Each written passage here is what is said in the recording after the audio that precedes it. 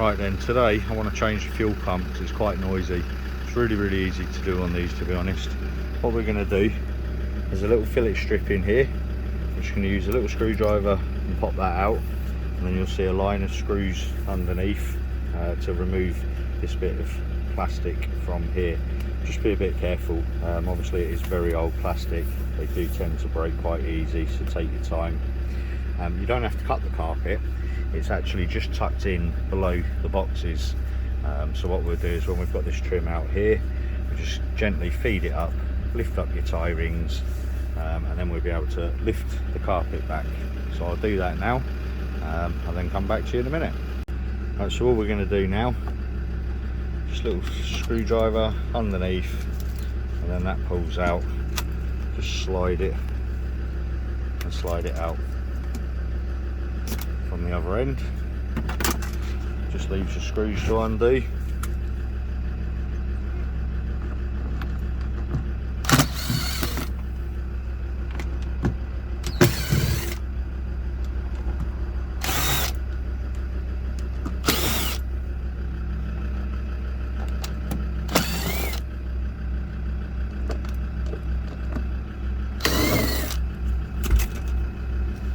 And then we can take this trim out from there.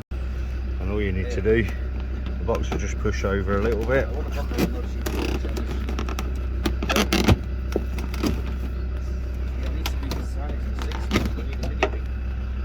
And just take this bit out.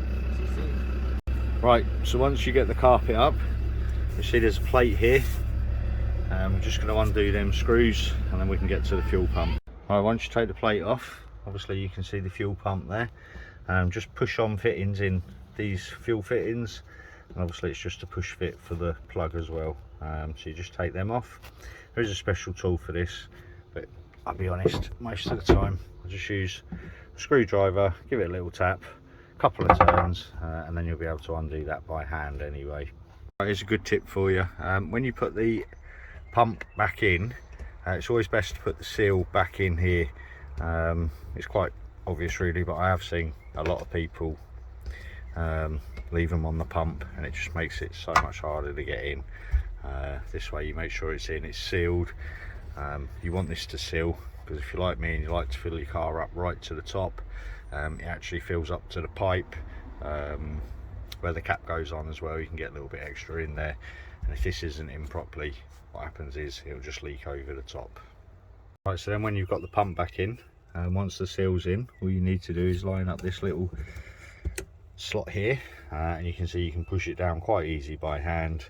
I'm filming, but obviously with the other hand it would give me the chance to get the lock ring back on, so I'll do that now.